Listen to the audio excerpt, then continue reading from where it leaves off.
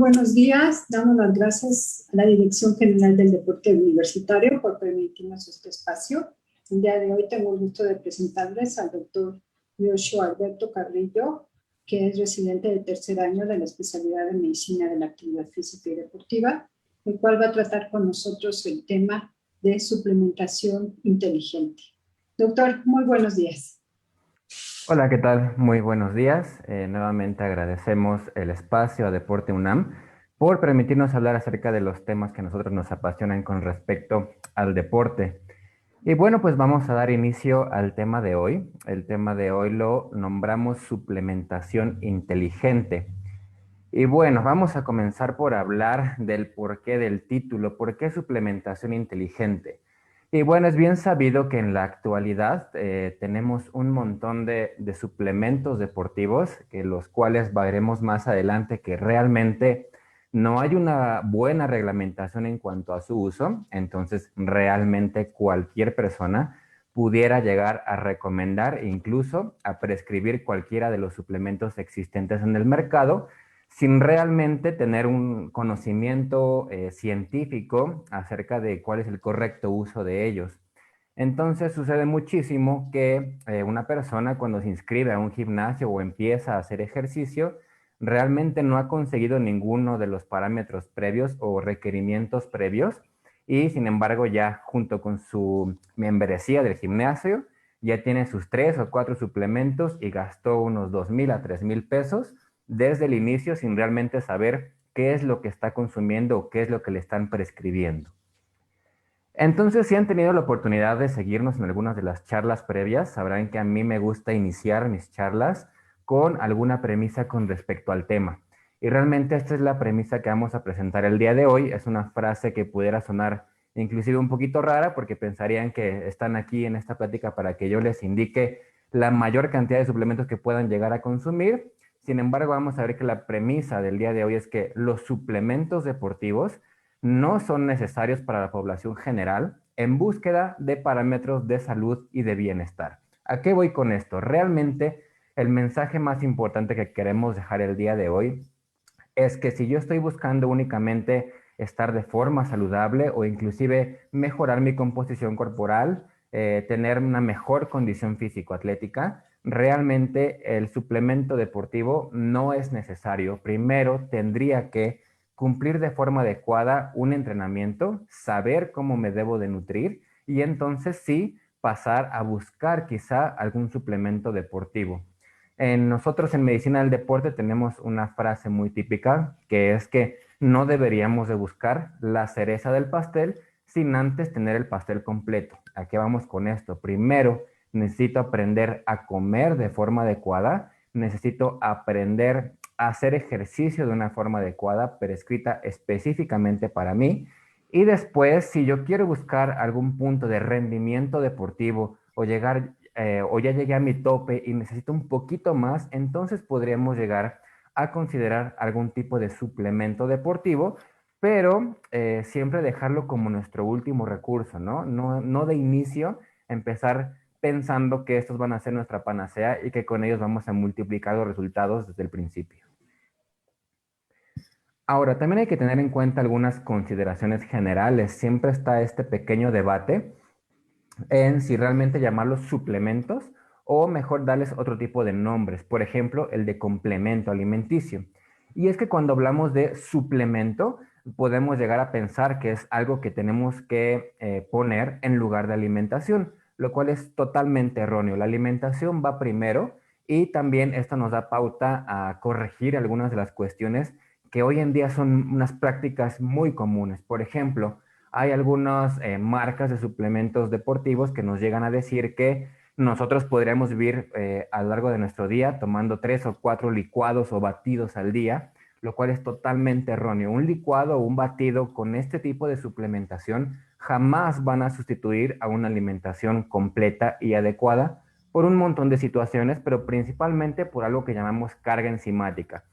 Quiere decir que nosotros aprovechamos mejor un alimento cuando lo estamos masticando, cuando lo estamos pasando por todo el proceso de digestión y no cuando realmente lo estamos ya tomando de forma como un suplemento o algún polvo en algún tipo de batido, ¿no? Entonces, no son suplementos porque no van a suplir ningún alimento.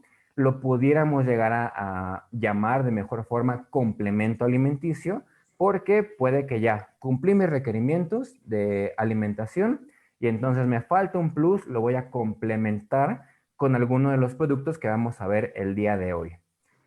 También hay otro nombre que pudiera resultar adecuado, específicamente para algunos suplementos en especial, que se llegan a llamar ayudas ergogénicas. ¿Qué quiere decir esto? Ergos, trabajo, genis, generación.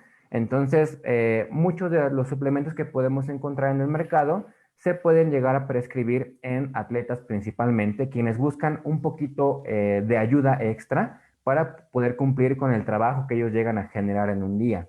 Entonces, también pudiéramos encontrar algunos otros, como la queratina, de los cuales también vamos a hablar el día de hoy, que su nombre más correcto sería como ayuda ergogénica, es decir, van a ayudar a rendir de mejor forma el trabajo, específicamente en este caso, pues deportivo. Y entonces, ¿qué sucede? Que hoy en día vemos datos que nos dicen que hasta el 25 al 70% de la población activa o población deportista llega a requerir del uso de suplementación. No en todos los casos de la mejor forma prescrita, pero lo llegan a consumir. Entonces, siempre será importante que si algo se está consumiendo de forma generalizada, se sepa específicamente qué efectos debemos de esperar con ellos y también se sepa cuáles de ellos sirven, cuáles de ellos no. La población que más lo llega a consumir, desde luego, son los adultos jóvenes de entre 20 a 35 años.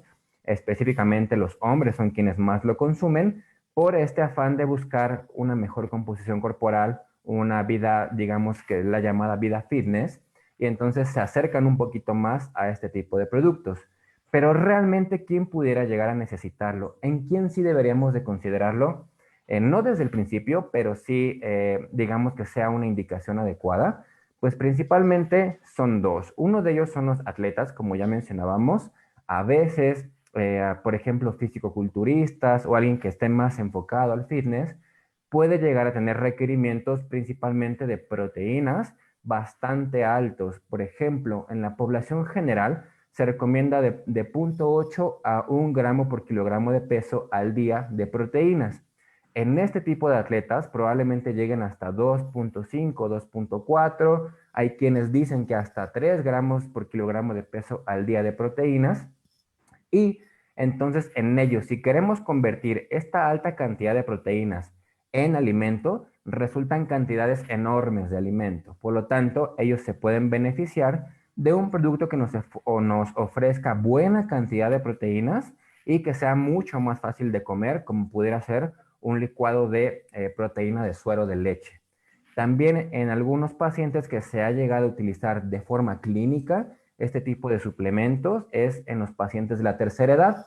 ¿Por qué? Pues porque ellos realmente también se ha visto que tienen requerimientos de proteínas altitos, más o menos en torno al 2 o a 2,5 gramos por kilogramo de peso al día. Y sabemos bien que esta parte de la población ya no tiene tanto apetito. Le es muy difícil que nosotros le prescribamos grandes cantidades de comida y entonces ellos también se pudieran llegar a beneficiar de la prescripción de alguno de estos complementos alimenticios que vamos a mencionar el día de hoy, ¿no? Entonces, sí se recomiendan en población muy específica, pero no es para todos realmente desde un inicio. Y bueno, entonces la elección inteligente sería nosotros no solamente guiarnos por lo que nos diga nuestro compañero de gimnasio que realmente ha tenido buenos efectos por su entrenamiento o lo que nos diga nuestro preparador personal, nuestro entrenador de gimnasio. Realmente deberíamos de basarnos en lo que nos diga la ciencia actual con respecto a este tipo de productos. Y entonces siempre hay que buscar aquellos productos que ya han sido evaluados de forma clínica, es decir, se han hecho estudios o análisis clínicos y de forma súper ideal que se hayan hecho incluso metaanálisis. ¿Qué quiere decir esto? Que se hayan recopilado varios estudios en donde ya se pueda llegar a una conclusión de cuáles son aquellos que han demostrado clínicamente un beneficio y cuáles son aquellos que realmente podemos poner en duda sus beneficios y los que realmente, vaya, son únicamente una recomendación que dio alguna persona en algún lugar, pero que no tiene estudios que sustenten su uso. Y los podemos dividir entonces en diferentes categorías o grupos. El grupo 1 va a ser aquellos productos que ya tienen una evidencia fuerte, es decir, que ya se probaron estudios con metaanálisis o revisiones sistemáticas, diversos análisis clínicos en donde se demostró que al menos tienen una buena seguridad, es decir, que no tenemos efectos adversos con su uso, pero obviamente que van a llegar a ayudarnos en lo que lo estamos buscando, ¿no? Principalmente generación de masa muscular o en el caso de los suplementos ergogénicos, una mejora en el rendimiento deportivo. Y entonces, por ejemplo, ¿qué suplementos podemos encontrar en el grupo 1 de evidencia? Principalmente tenemos dos, que son los que vamos a basar nuestra plática, que son las proteínas, principalmente proteína de suero de leche. También tenemos los aminoácidos esenciales, el hidroximetilbutirato, pero el otro con la mejor evidencia científica es la creatina. De ahí en adelante tenemos algunos otros que ayudan a mejorar el rendimiento deportivo. El día de hoy no vamos a tratarlos todos porque no es la intención de la plática, nos interesa más algo que ayude a la población en general, no tanto hacia el rendimiento deportivo, pero también hay que mencionarlos, principalmente el bicarbonato es otro de los suplementos que nos pudieran llegar a ayudar principalmente en atletas de rendimiento de fondo. En ellos pues se utiliza bastante y ha tenido buenos resultados y se pudiera prescribir de forma segura. Ahora, pasaríamos después a los grupo 2, que son aquellos productos que sí tienen algunos estudios que demuestran su evidencia, pero no han llegado a ser concluyentes. Por ejemplo, el uso de aminoácidos ramificados o del ácido fosfatídico o propiamente el ATP que también ya se llega a vender de forma directa. Algunos otros para el rendimiento deportivo podemos ver que son bastantes, pero como les mencioné, no es la intención de la plática y tampoco pudiéramos hablar de ellos, digamos, de forma tan abierta porque nos interesa más que platiquemos de aquellos que ya están bien demostrados, que han funcionado y que son seguros. Y finalmente tenemos al grupo 3, que realmente son aquellos suplementos en los cuales no hay evidencia o hay muy poca evidencia de que funcionen principalmente para lo que los estamos buscando, pero que tampoco se ha demostrado que tengan una efectividad y que tengan seguridad, que es lo más importante para nosotros en medicina del deporte. Que lo que recomendemos, vaya, sí llegue a nuestra meta, pero también que sea de forma segura para la salud. Y entonces vemos que aquí la lista es mucho más grande. Hay muchos productos en el mercado que se venden de forma libre, que no se ha demostrado que sean seguros, no se ha demostrado que tengan buenos efectos, y sin embargo yo creo que son los que más he visto que se están utilizando. Y quiero hacer una mención especial en dos. Uno de ellos, la L-carnitina, que ya está bien demostrado que realmente no hay una buena función de este producto. Una, porque lo tenemos de forma natural, es decir, tenemos suficiente producción de L-carnitina en el organismo. Y también se ha visto que para lo que principalmente se vende, que es para acelerar la quema de grasas, o mejor dicho, la oxidación de grasas, realmente no funciona porque no es un paso limitante.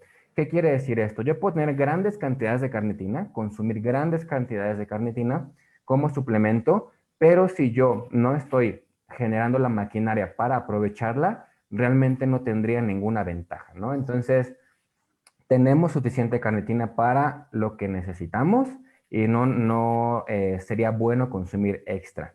Aparte, algo muy común que hemos visto hoy en día son aplicaciones directas en ciertos puntos específicos de L-carnitina con esta idea de que van a quemar grasa localizada. No hay cosa más errónea. Para empezar, en todo caso, no sería de forma localizada, no porque lo coloque en un punto específico, ahí se va a oxidar más grasa, no suceden así las cosas en la fisiología habitual.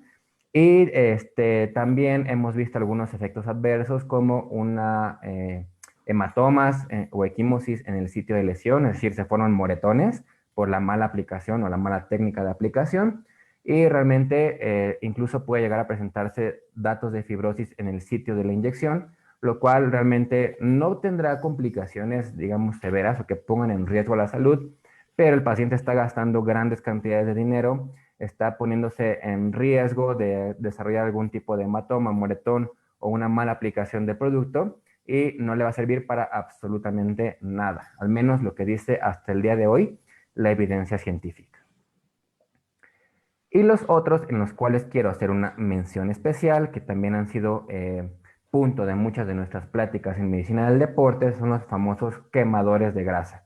Esos productos también se ha visto que no están reglamentados, en muchos casos incluso tienen sustancias que consideraríamos prohibidas, como las anfetaminas. Entonces, también se ha visto que no tienen un aumento en el efecto de oxidación de grasas, lo único que hacen es estimularte, tienes esa sensación de que te sientes más activo, de que te puedes llegar a mover inclusive un poquito más, pero ya cuando se mide específicamente qué tanto aumenta la tasa de oxidación de grasas, no se ha visto ningún beneficio con respecto a un placebo o inclusive a un grupo control en los cuales no se consume nada, ¿no? Entonces, son productos caros, se utilizan mucho, no son seguros porque muchos de ellos utilizan altas cantidades de estimulantes, en el mejor de los casos cafeína o ginseng, pero en algunos otros casos se llegan a incluir en estas formulaciones derivados de anfetaminas, ¿no? Entonces no es lo ideal, no es para todos y tampoco va a funcionar, ¿no? Entonces, ¿en qué nos vamos a basar? En evidencia científica. ¿Qué es lo que estamos buscando? Básicamente este balance que siempre está presente en el organismo, que es aumento de la síntesis de proteína y disminución de la degradación de proteínas. Quiere decir esto, yo voy a construir más músculo del que voy a degradar de forma natural durante mi día. Entonces, con un balance positivo, yo esperaría que empiece a generar mayor cantidad de músculo. Y ahora, ¿por qué gran cantidad de músculo? No queremos que todos se conviertan en físico-culturistas, no queremos que todos sean masivos o con grandes volúmenes de músculo, pero sí se ha visto y lo hemos charlado en algunas otras pláticas, que mayor cantidad de músculo y mayor calidad de músculo nos dan mayor salud, menos riesgo de enfermedades crónico-degenerativas y mayor tasa de supervivencia en caso de presentar alguna enfermedad que nos pudiera llegar incluso a una hospitalización. Y lo más importante, considero, y siempre consideramos en medicina del deporte, es salud a futuro. Es decir, mientras más músculo tenga yo, me va a dar un mayor beneficio a futuro, mayor independencia y menor riesgo de padecer enfermedades crónicas conforme yo vaya envejeciendo. Entonces, ¿qué es lo que ya está probado para aumentar la síntesis de proteína y disminuir la degradación? Primero que todo, ejercicio de fuerza. Yo, por más que consuma todos los productos o suplementos que estén en el mercado, así los ingiera todos, si yo no tengo un adecuado estímulo para generar proteínas, no voy a desarrollar más masa muscular. Siempre necesito un estímulo y el estímulo va a ser siempre el mejor o el más adecuado para generación de músculo, el ejercicio de fuerza. Ojo, no quiero decir que el ejercicio de tipo cardiovascular no sea bueno, al contrario, también tiene sus beneficios y deberíamos de buscar siempre un balance, hacer ambos tipos de ejercicio. Pero enfocado en esta parte de desarrollo de masa muscular, el ejercicio de fuerza siempre va a ser dominante, ¿ok?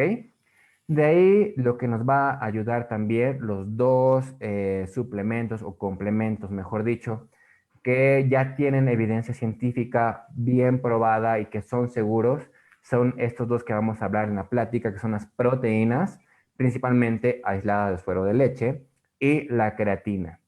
De ahí podemos pasar a algunos otros que también les voy a hablar porque se ha visto una buena evidencia y serían útiles, les vamos a explicar por qué, pero sería el hidroximetilbutirato, los ácidos grasos omega 3 y también en algunos casos los aminoácidos de cadena ramificada y específicamente la leucina. Vamos a empezar por la proteína. En el mercado podemos encontrar hoy en día una gran cantidad de proteínas. Principalmente lo que vamos a recomendar es suero de leche, pero hay algunas otras como caseína, que también es derivada de la leche, albúmina, que es derivada del huevo, y algunas otras principalmente de origen vegetal. Sin embargo, ahorita vamos a hablar el por qué las de origen vegetal realmente hasta el momento no han demostrado que sean mejores que las que vamos a hablar de proteína de suero de leche, ¿no? No es que sean malas, sin embargo, su perfil de aminoácidos no permite que se tenga una adecuada estimulación de vías de síntesis de proteínas. ¿Qué quiere decir esto? No son las más efectivas para poder activar vías que me hagan generar más músculo. Entonces, ¿cuál es la que más recomendamos? Proteína de suero de leche. El nombre comercial o donde lo vamos a encontrar siempre es la whey protein, ¿no? Es la famosísima whey protein que podemos observar en prácticamente un montón de anuncios. Pero esta proteína de suero de leche tuvo durante muchos años un gran estigma, puesto que se relacionaba casi siempre con físico-culturistas. Entonces, ¿por qué?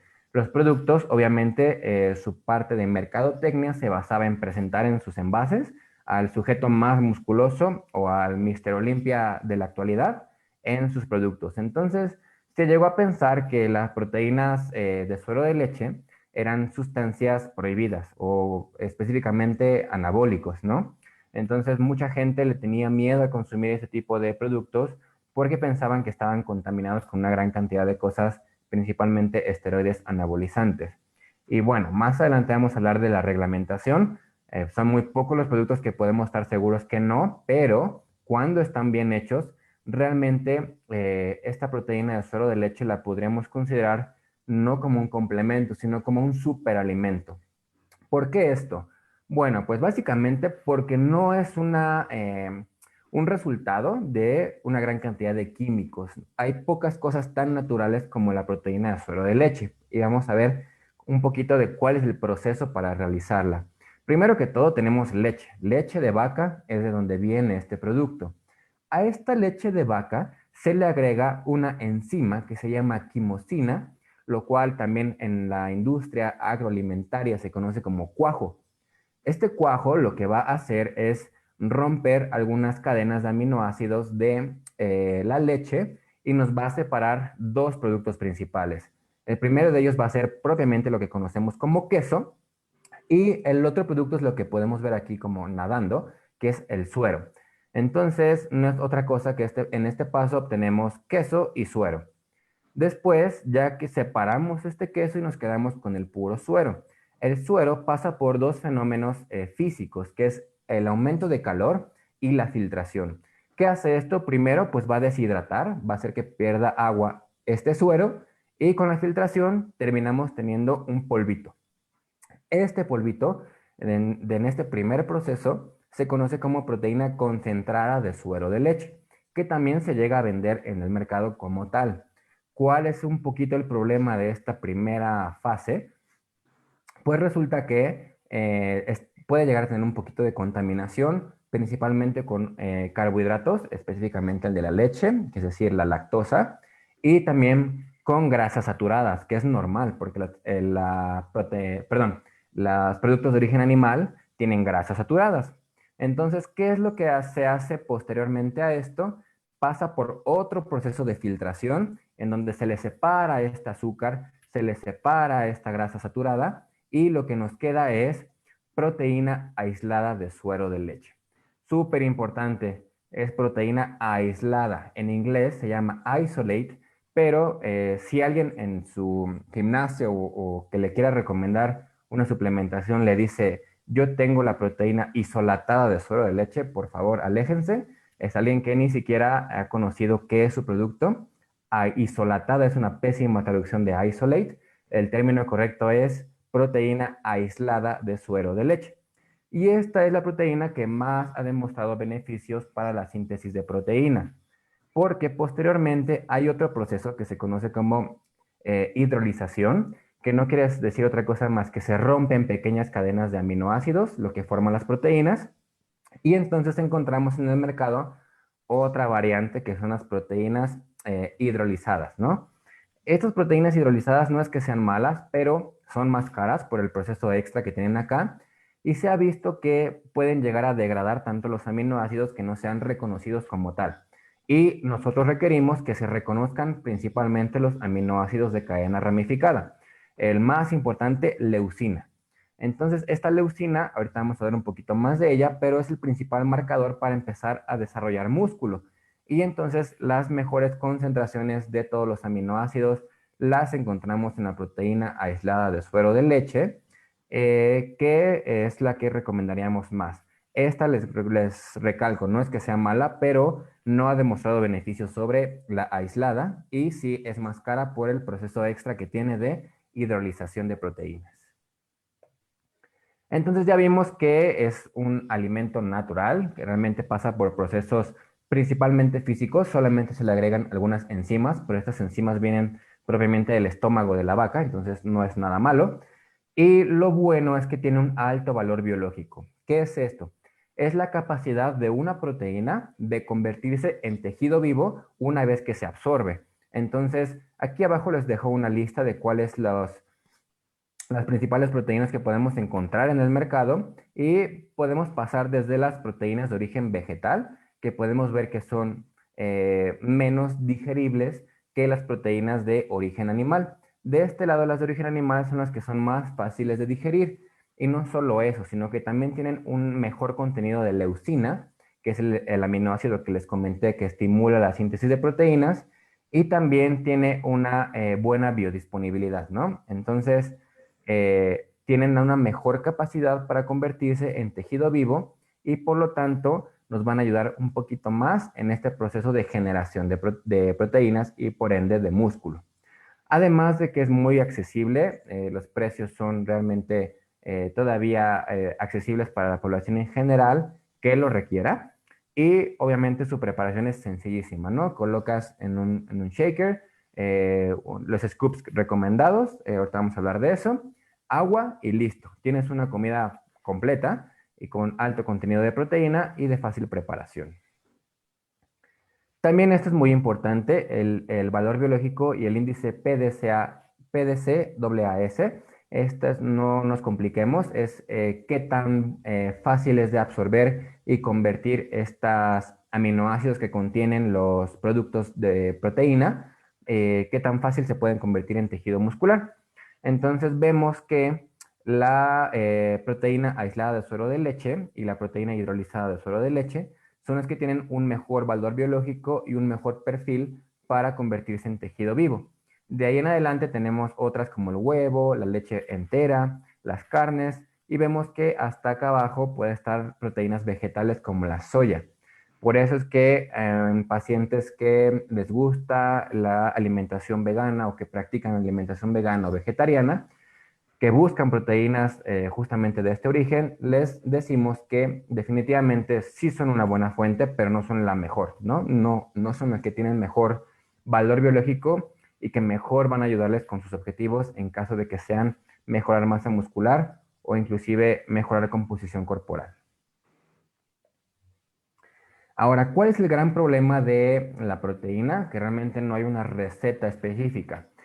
Siempre se tienen que adaptar a los requerimientos de proteína de un atleta o de una persona que quiera hacer ejercicio, porque no es que para todos me tengan que tomar 2 o 3 licuados de un scoop de proteína, sino que siempre tengo que fijarme qué requerimiento de proteína tiene nuestro sujeto. Entonces, como les comentaba, en alguien, por así decirlo, de población general o sedentarios, puede ser tan baja como 0,8 a 1 gramo por kilogramo de peso al día. Pero hay que hacer varias adaptaciones si el paciente es activo. Más o menos, como les comentaba, se debe de consumir alrededor de 2 o como un límite 3 gramos por kilogramo de peso al día. Esto principalmente lo vamos a distribuir en comida real, ya sean huevo, ya sean carnes, ya sea leche entera, pero siempre empezamos con comida real. Ya si nos hace falta complementar esta cantidad de proteínas, pues entonces sí pensamos en proteína de suero de leche y lo que tenemos que ver es cuántos gramos de proteína nos va a dar esta presentación o este producto que estamos comprando por cada scoop o por cada toma o dosis de toma que están proponiendo los fabricantes. Y ya con base en esto podemos decirnos si nos tenemos que tomar un scoop o 2 scoops al día, pero hay que tener muy en cuenta que es individualizado, ¿no? No puedo hacer una recomendación general de usted tómese 1 o 2 scoops al día. No, siempre se ajusta primero a requerimientos, a comida real y si nos hace falta ya le sumamos la proteína en forma de polvo. Siguiente punto, vamos a hablarlo, la creatina. Es el otro producto que les comentaba que tiene muy buena evidencia científica. De hecho, se considera que es el suplemento más estudiado de todos. Generalmente nosotros tenemos esta creatina, la tenemos de forma natural, la producimos más o menos alrededor de 2 gramos al día en órganos como el páncreas, los riñones y el hígado.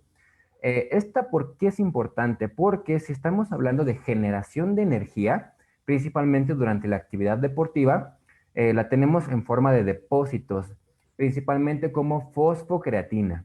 Esta fosfocreatina no es otra cosa más que justamente esta creatina unida a un grupo fosfato.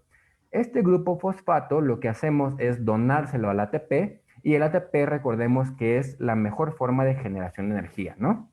Entonces, si yo tengo buenos depósitos de fosfocreatina, me garantiza que tenga buena disponibilidad de ATP de forma inmediata.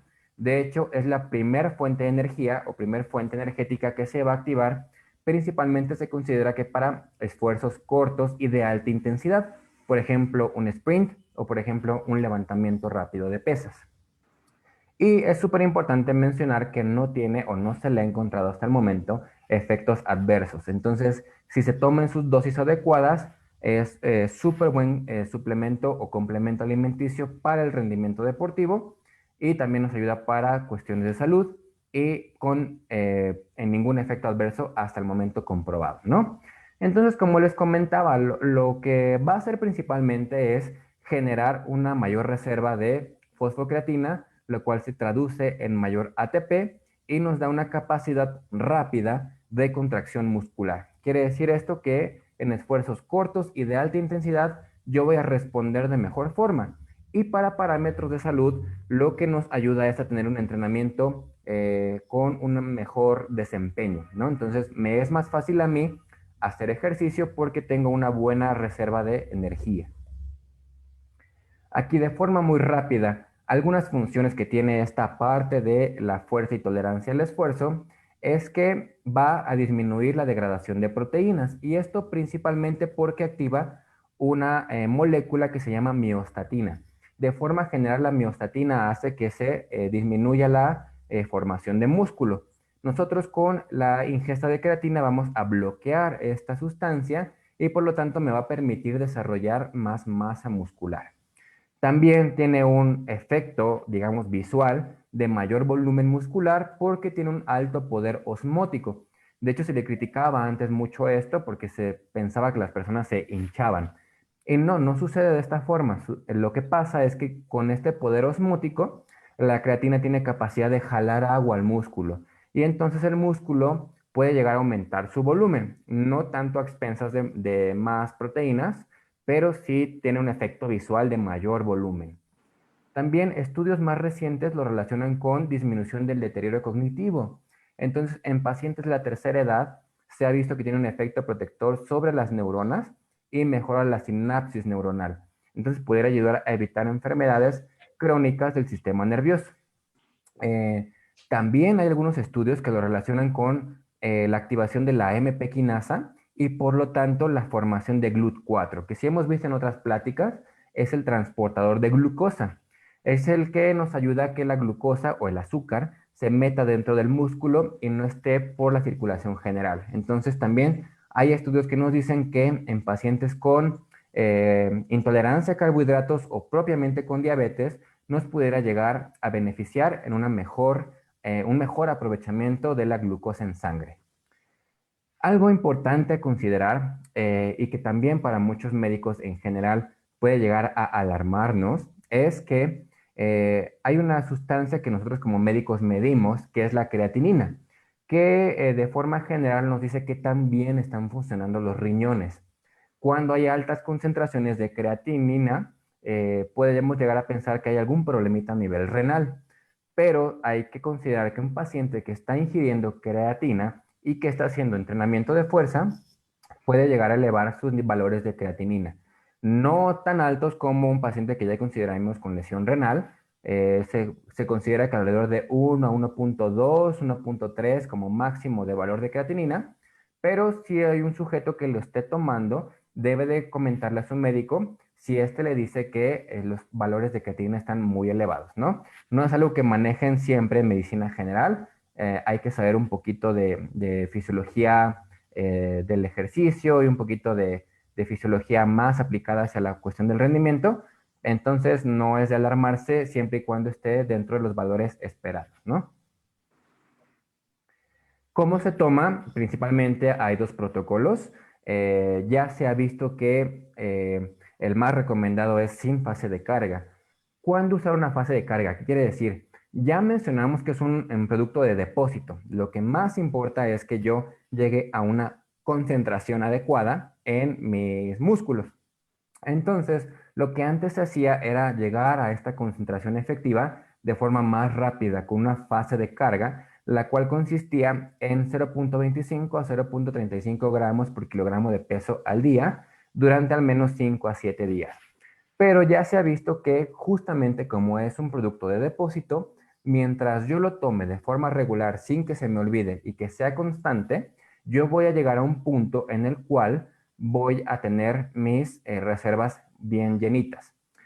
Más o menos se calcula que la dosis es de 0.07 a 0.1 gramo por kilogramo de peso al día, pero para una población general de alrededor de 70, 80 kilos, ya está la dosis bien estandarizada en 5 gramos de creatina al día, ¿no? Entonces, por eso los scoops de todos los productos que encontramos en el mercado ya vienen con el gramaje de 5 gramos, porque ya se ha visto que es suficiente para llenar depósitos de creatinina, perdón, de creatina, y con esto vamos a tener todos sus efectos benéficos. Ahora, como ese depósito, puede llegar a pasar que si yo lo consumo durante un largo periodo, ya no la voy a absorber de forma adecuada.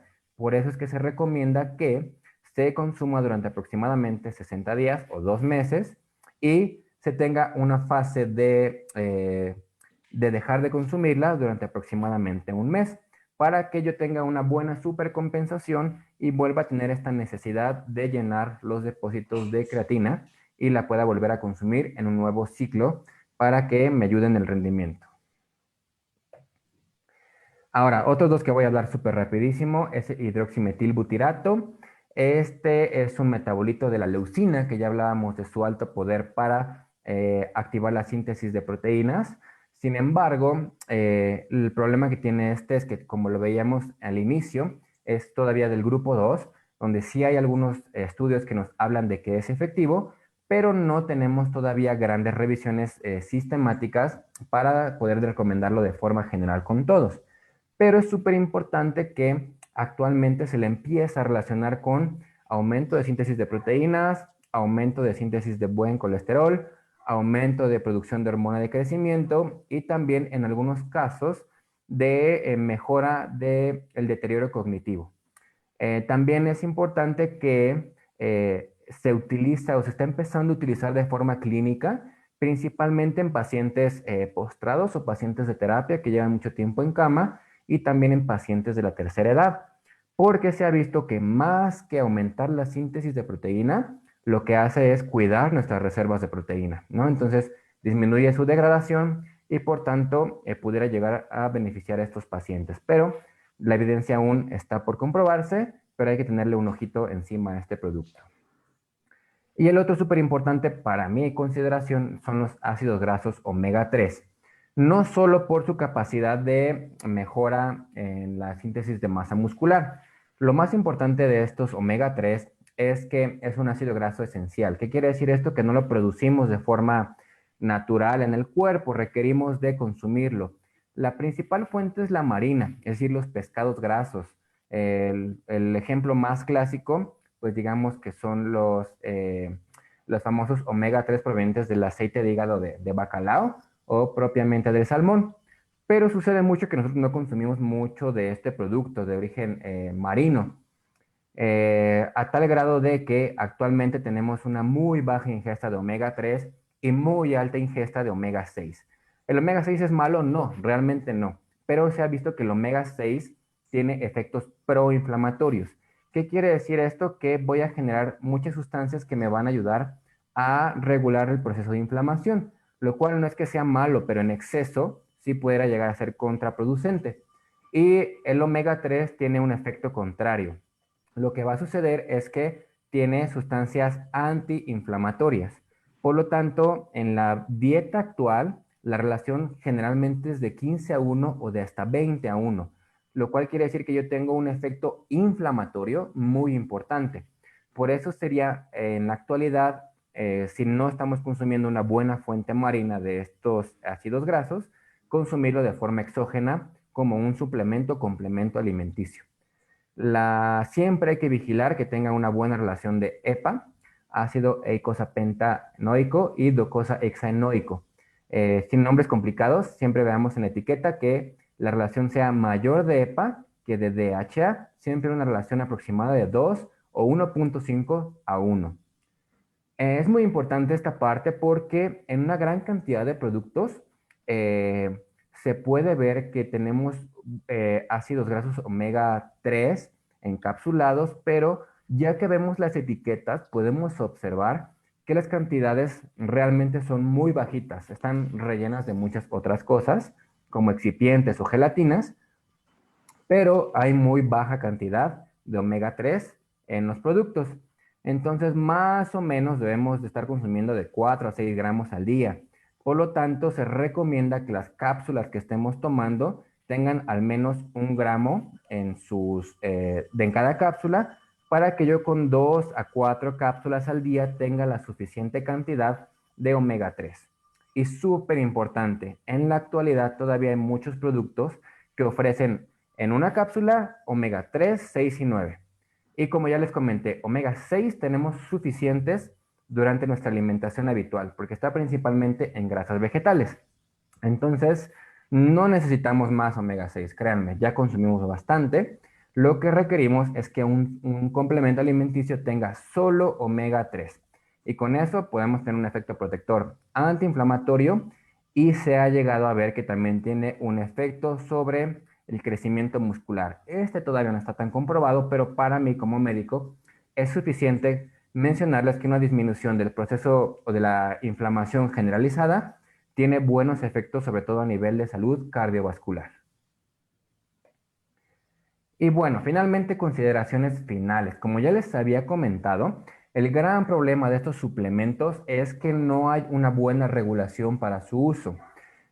Todas las farmacéuticas o las fábricas que producen este tipo de productos se defienden en sus etiquetas mostrando la leyenda de el uso de este producto es responsabilidad de quien lo usa y de quien lo recomienda. Entonces ya con eso no puedes acusarlos de nada, de ningún efecto adverso que tú tengas, porque están protegidos ya que ellos no te lo están recomendando, te lo recomienda alguien más, ¿no? Entonces, teniendo en cuenta esto, siempre hay que buscar que nuestros productos tengan al menos una de estas tres estampas. Principalmente la que les voy a recomendar es esta de Informed Choice.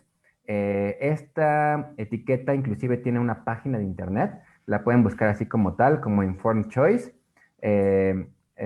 Lo que pasa es que es una subdivisión de la Agencia Mundial Antidopaje, la cual hace testeos, diferentes pruebas a los productos o complementos alimenticios y si pasan las pruebas, que quiere decir que son seguros y no tienen ninguna sustancia extra, le colocan este sello y este sello también los mete a una lista en la cual nosotros podemos ya confiar en este tipo de productos.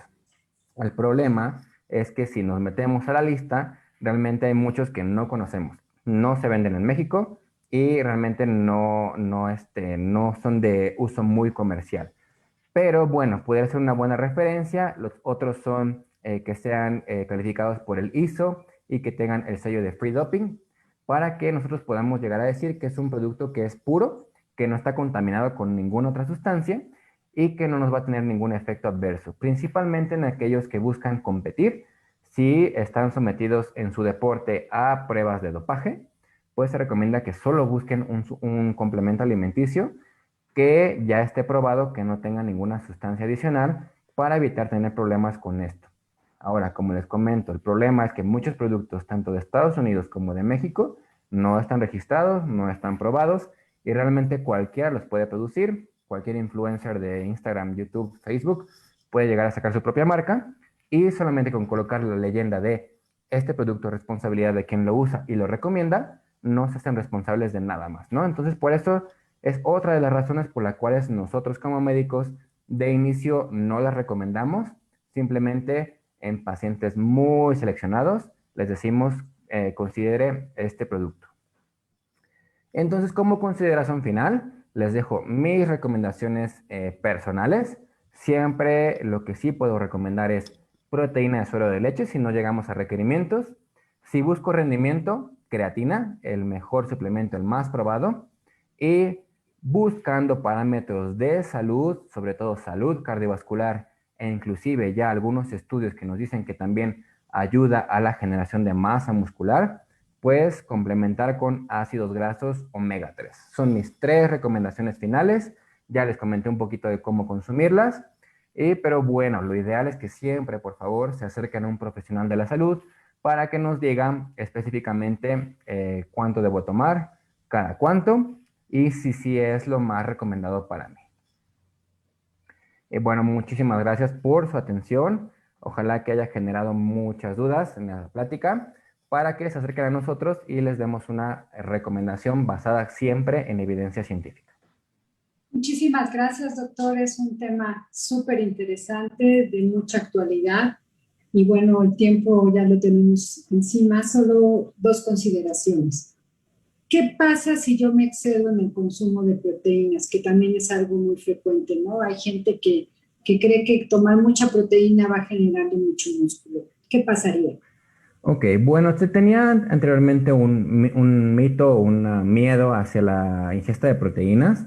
Se decía que eran lesivas para el riñón principalmente, pero porque se basaron inicialmente en algunos estudios que se hicieron en pacientes con algún tipo de lesión renal o insuficiencia renal, mejor dicho. En esos pacientes obviamente ya se conoce que tienen que tener mucho cuidado con la cantidad de proteínas que ingieren, pero pues es algo que ya se conocía desde antes, pero en esos estudios se basaron para decir que las altas concentraciones de proteínas eran lo que los dejaba con algún tipo de lesión renal.